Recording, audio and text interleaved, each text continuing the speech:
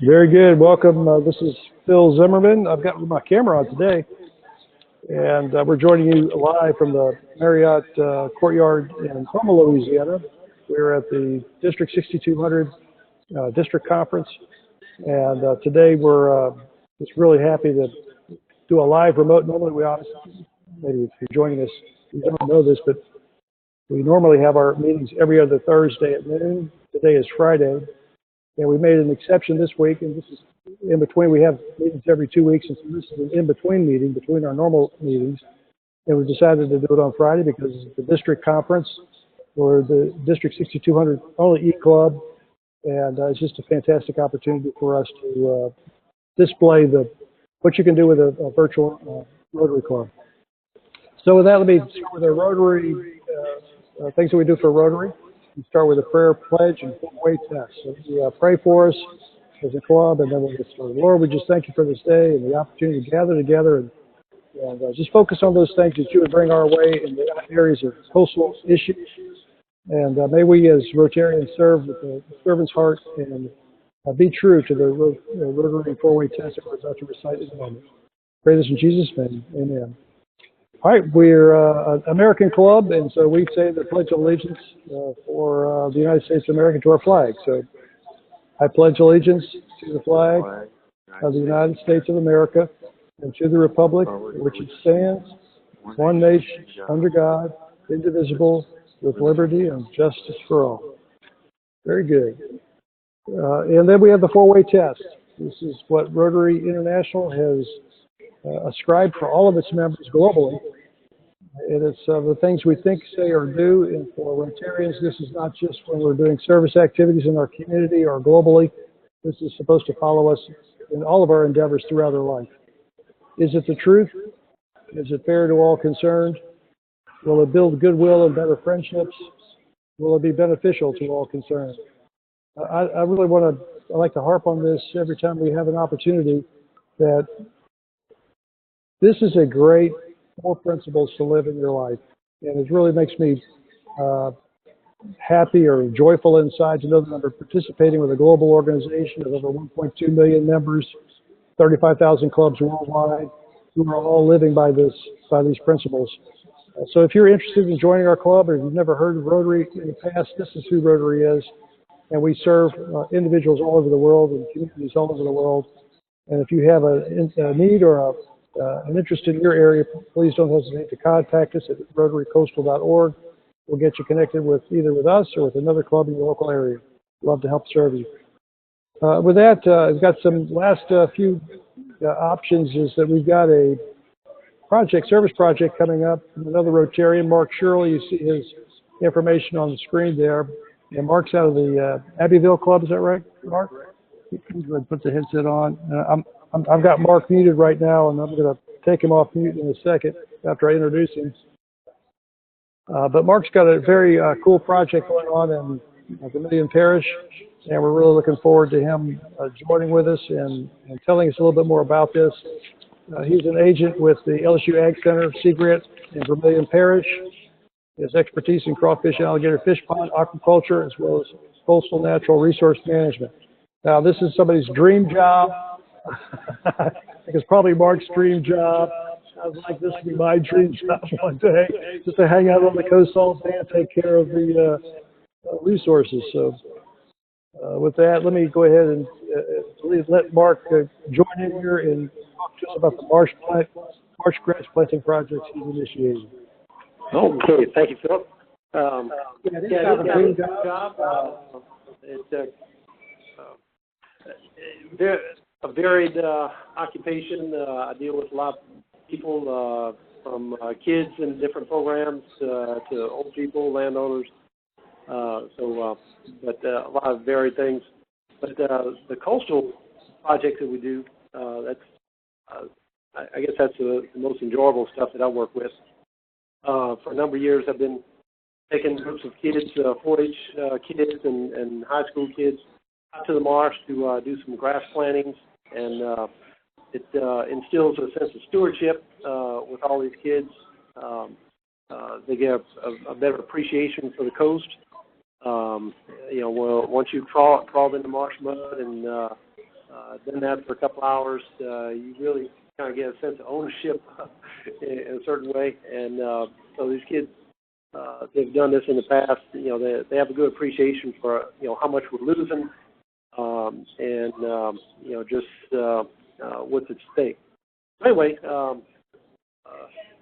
I had this idea. I visited with District Governor Martha Collins probably 6 or 8 months ago. Some Rotary friends from Australia were visiting, and we went down to Mike's place down there, and got to talking about different projects and this whole idea of the Rotary National President, wants every Rotarian to plant a tree around the world, and for the whole stewardship, conservation, better environment idea. And we got talking, well, here in coastal Louisiana, we have grass. We got chicken trees and, some hackberry trees on levees, but, in the marsh, we need some marsh grass. So, why don't we have a project where Rotary can plant marsh grass? I've done this with some kids. Shirley, Rotarians can crawl in the mud and plant some grass too. And one thing led to another. So now coming up next week, April the 28th, next Saturday, we're going to get as many Rotarians as we can and bring your family and friends, whoever. And we're going to launch out of Intercoastal City, which is south of Abbeville, which is south of Lafayette. So this is kind of the center part of the coast. And we're going to a marsh. It's kind of the western side of Vermilion Bay. And we'll pull up some marsh grass in some areas, actually where these kids have been planting for the last 10 years or so. So we've basically created a nursery in this spot.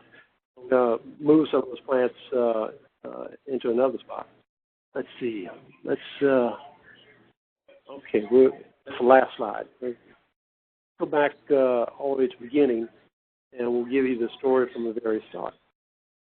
Okay, so, all right, planting for the future. We came up with a good slogan, and most of y'all, I guess, are tuned in right now, familiar with Louisiana's coast, and we're losing ground, and you've seen the maps.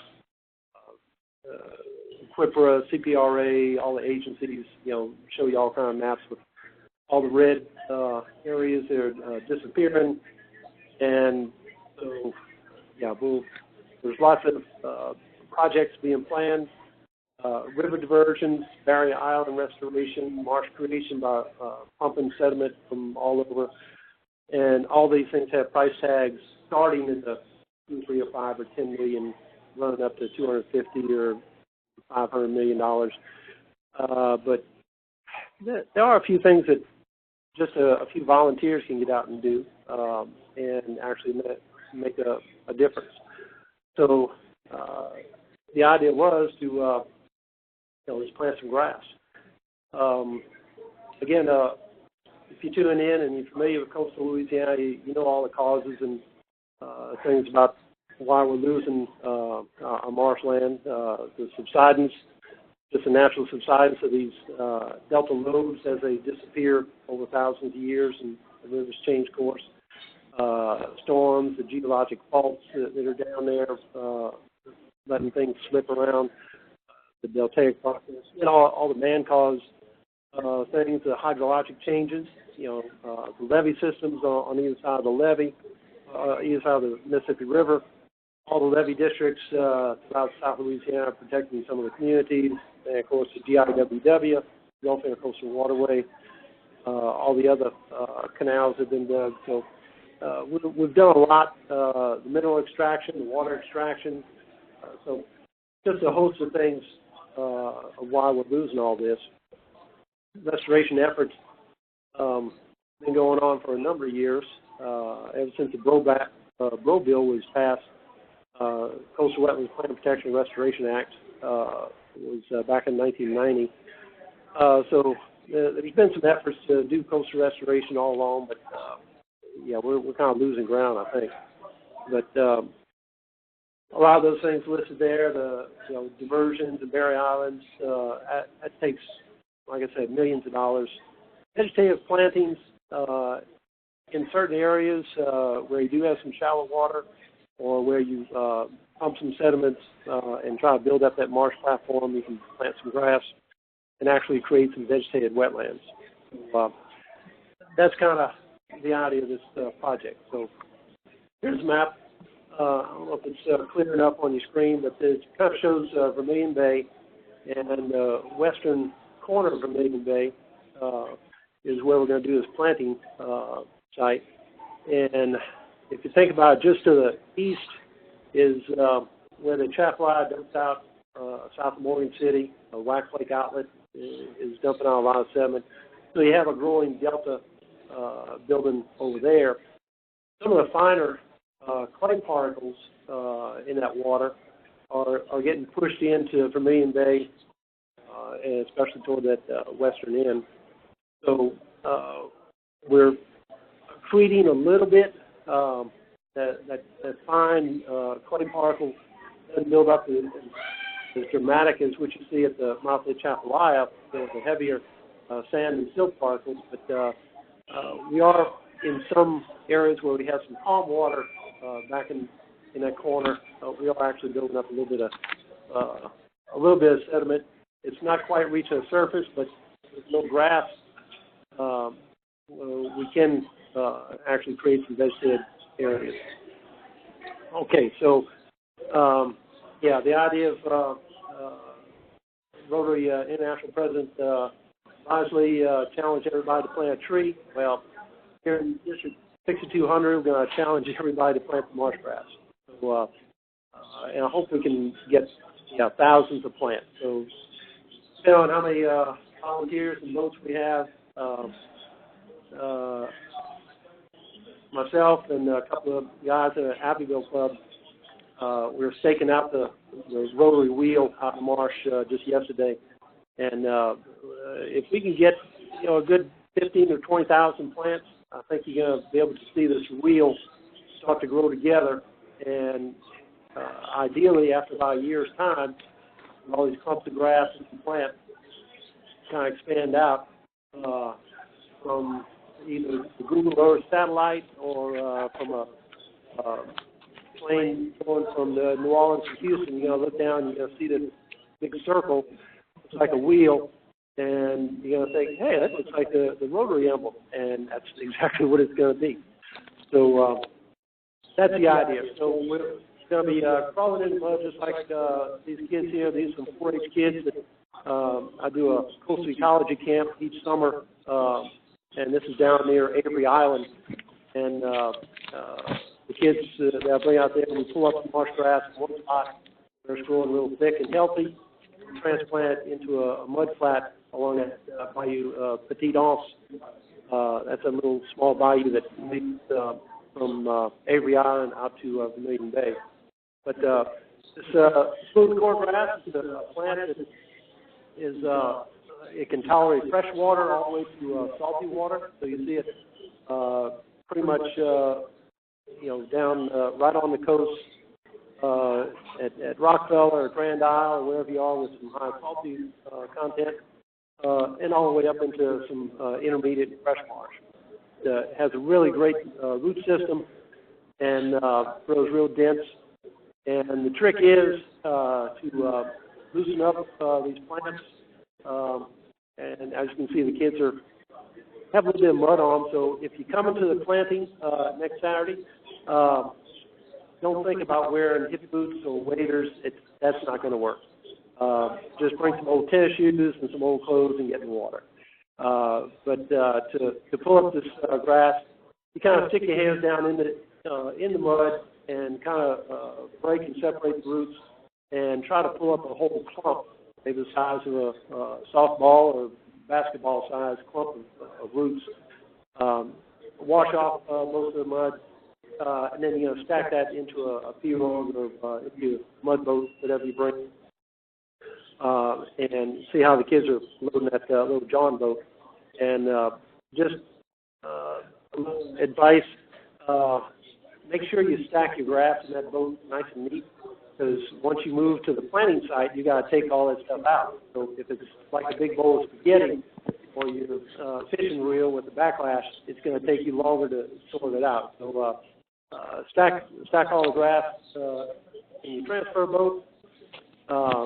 Here's a good picture there on the bottom right. Shows you all those stolons, all the root system as it's planted. Once you put a clump, which may have 3 or 4 stems coming up in a root mass about the size of a baseball, once you stick that firmly down in the mud, over the next few months, all throughout the summer, it's going to start sending out these stolons and roots. And then by next year, you're going to see some other stems popping up, maybe 10 or 20 inches away from your parent plant, and these things are going to grow together.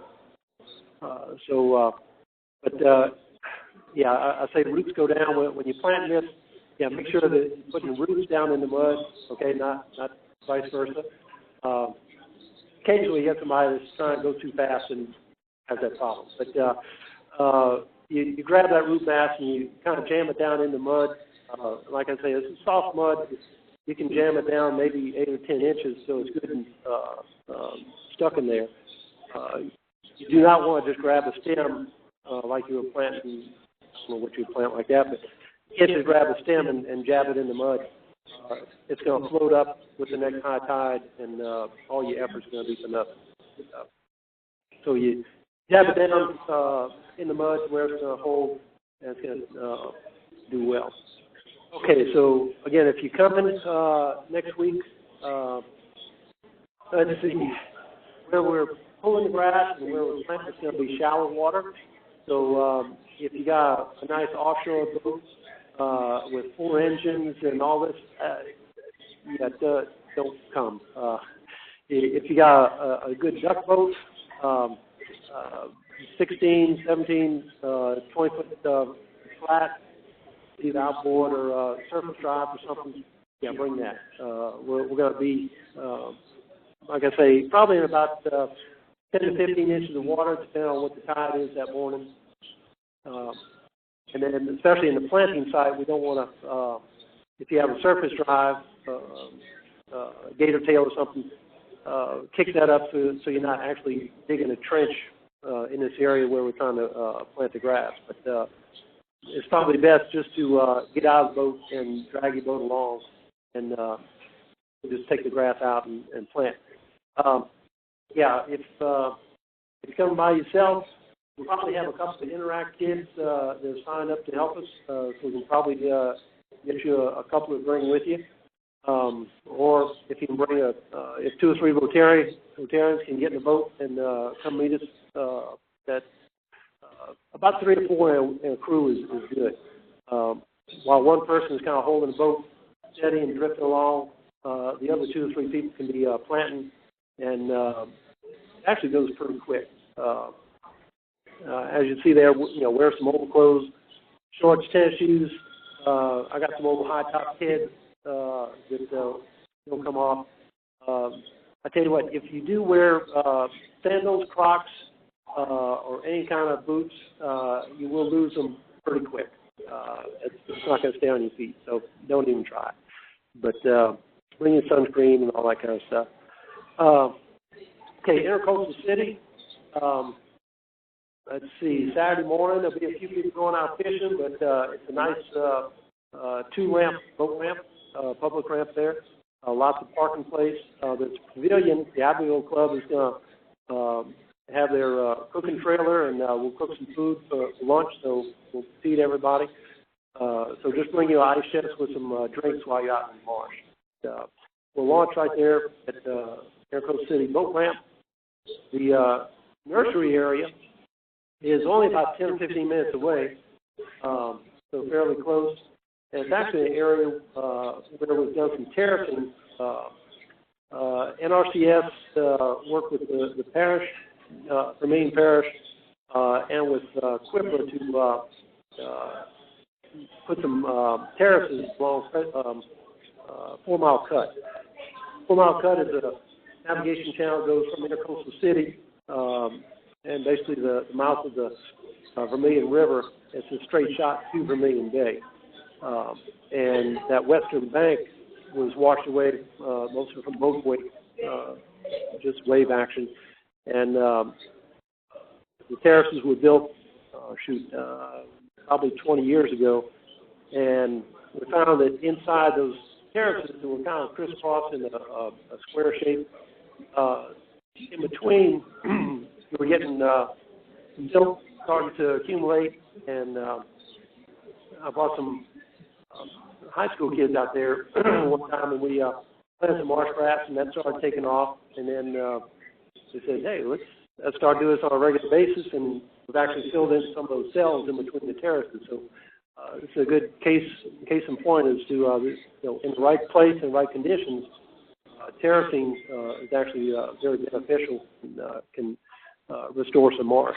So right in that area where we've been planting, we have a good nursery site that it'll be easy to pull up these plants, and then we're going to move over to our planting site, and you see that's kind of outlined in kind of a reddish-orange color there. That's in a old, very shallow lake called Onion Lake. It's actually on private property, and the landowners said, yeah, we'll welcome the Rotary Club to come do a planting there. That's nice of you. So we're going to go down a little canal that heads east, and it's probably got 3 or 4 feet of water. So again, really big boats are not going to be able to get in there. So shallow drive boats are essential.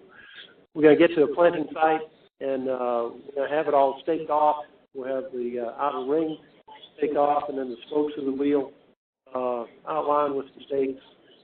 And it's just going to be a matter of breaking these big clumps of marsh grass into smaller clumps, like I say, maybe 3 or 4 stems per clump, and we'll plant those about 2 feet apart, so about shoulder width apart along the lines, and we'll have either 2 or 3 rows of 2, so maybe about 6 plants wide, and we'll go all the way around the ring. We'll do the inside spokes of the wheel, and if we have enough time and effort, we'll actually try to put some of the cogs on that gear along the outside.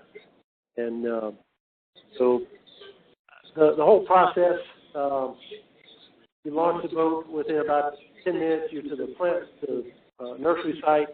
It'll probably take you 30 or 40 minutes, depending on how aggressive you are, to fill up your boats with some plants.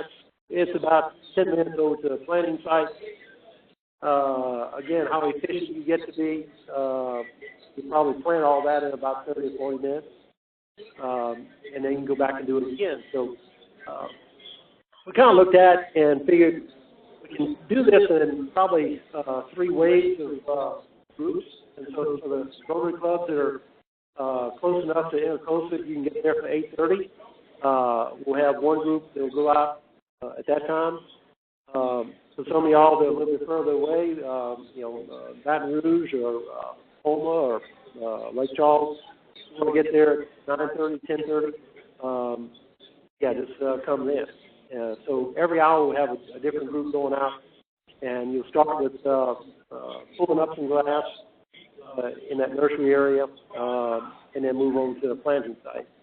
So as long as you want to stay, if you just want to make one pass, or if you want to stay most of the day until after lunch, we'll kind of keep going. But I'd rather think if we have enough effort, 15, 20 boats, shoot 20 boats, if everybody did 1,000 or so plants, that's not too much to ask, and that would just about do our total outline. So that's kind of the idea.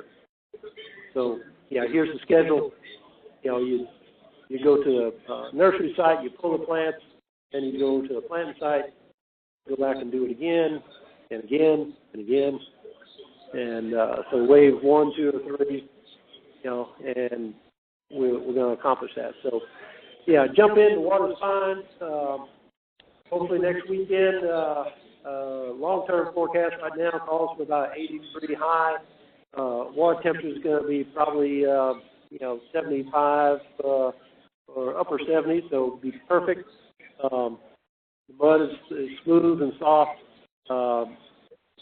Yeah, it's just going to be a good time for a bunch of Rotarians. So we're kind of excited.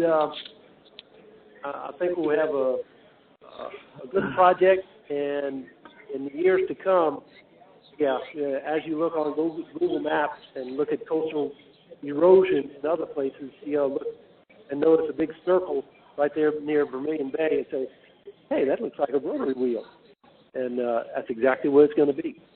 So if you can, give me a call. I didn't put it on the slide. But my cell number, if you want to sign up, give me a call.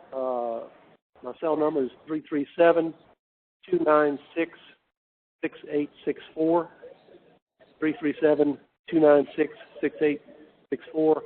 Or you can email me at mshirley@agcenter.lsu.edu. So mshirley@agcenter, all one word, agcenter.lsu.edu. Let me know how many is coming, and we'll be sure to get plenty of hot dogs and hamburgers this evening. And that's about it, Phil. That's kind of the whole project in a nutshell. What do you think?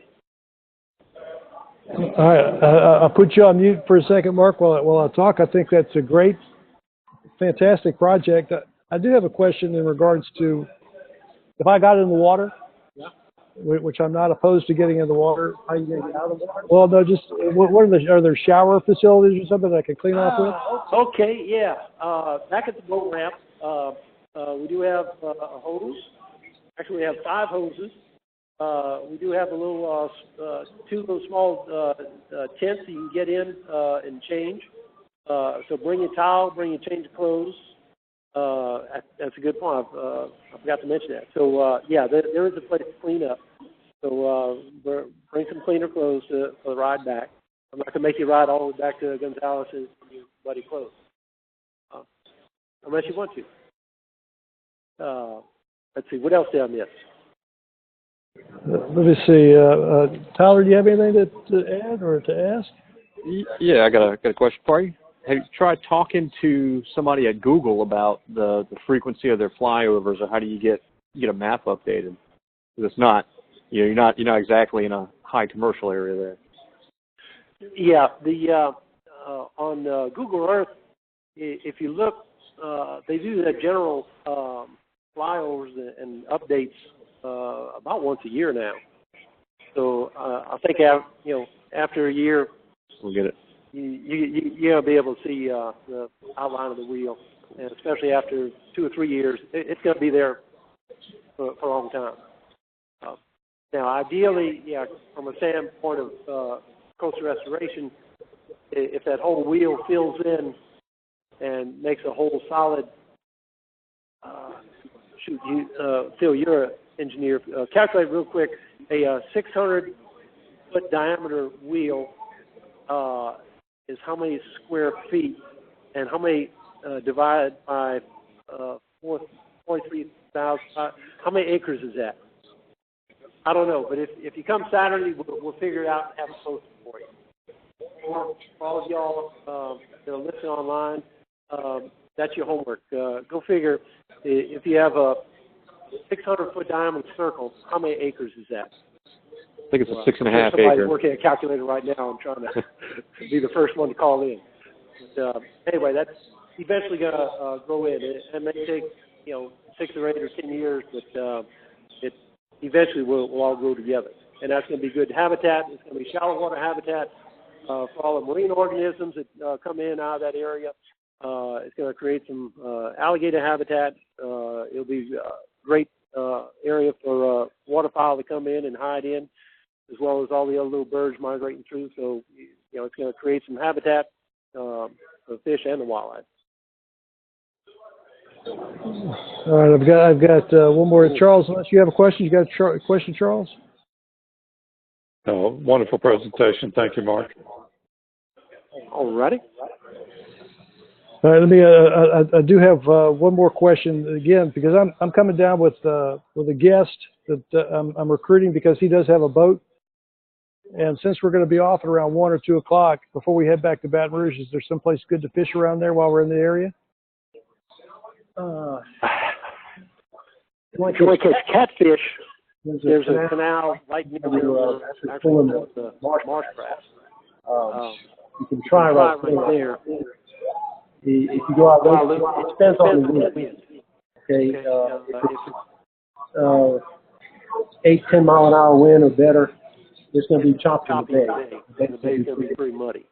So in that case, you'd have to go out to State Wildlife Refuge, which is maybe about a 6 or 8 mile run across the bay to get there. And there's some canals where you can get protected from the wind and catch either catfish or redfish up in there. If you want to catch speckled trout, you're going to have to go outside Southwest Pass, which is going to be about 13 miles across the bay. So you're going to need a bigger boat. If you got that big a boat, you may not be getting where we need to plant. So you may have to come back with a different friend and come fishing. So, but yeah, I've talked to some people that fished some jug lines a week or so ago, and they caught a bunch of catfish. So yeah, that side of Vermilion Bay is really freshened up in the last 10 or 20 years. It's been quite a long time since we've caught speckled trout in the bay. So that habitat's changed quite a bit, especially with Wax Lake Outlet. Once that started flowing more water, they removed some of the boulders and stuff, restricting that. So, yeah, there's a big flow of fresh water just to the east of it, and it gets pushed in that corner. So it's kind of a intermediate brackish habitat. Not real good for specks, but it is good for reds. Well, thank you again, Mark. We really appreciate you coming down today, and maybe we'll have you back at some point in the future to talk to us a little bit about what you're doing professionally with the LSU Ag Center and your activities along the coast. And just when you're saying that the Vermilion Bay has now gone to more of a freshwater environment, there's lots of changes that are happening along our coastline, affecting a lot of different, both commercial interests as well as sport fishermen and others in the area. And so we'd love to have you back at some point in the future just to talk about that. Yeah, let's do that. And I'm kind of getting over that now. I've seen habitat change over the last 34 years that I've been in Vermilion Parish, and keeping up with it and talking with some of the older guys that talk about Pecan Island and Cheniere Tig. Yeah, that area has changed quite a bit. It's not eroding away as fast as southeastern parishes, but we're kind of, I really think we're on the cusp of really seeing some bigger openings and kind of that cancer of the marsh starting to fall apart, interior marsh deterioration. So I hope not, but I think that's kind of where we're heading probably in the next 50, 100 years. We may start looking like a Terrebonne or Lafourche Marsh, which is a lot of large open lakes, not just small ponds, but bigger open areas. So anyway, yeah, we can talk about that on another occasion. Thank you very much again, Mark. And with that, we've had a great presentation here at eRotor Coastal Club at the District Conference in Houma, District 6200. Again, if you have any interest in getting in contact with Mark, we're going to post his video next week on our website, and we'll include some contact information for him, as well as he left his telephone number for us. In fact, let me just repeat that for us before we sign off here. His cell number is 337-296-6864. His email is mshirley, SHIRLEY, @agcenter.lsu.edu if you want to get in contact with him about this project. And anything else that's going on the coast in the Vermilion Parish area, I'm sure Mark would be happy to help you out. And Mark, again, on behalf of the eRotor Coastal Club, we thank you for being our guest today and for the great presentation that you provided us. With that, we're signing off, and y'all have yourselves a fantastic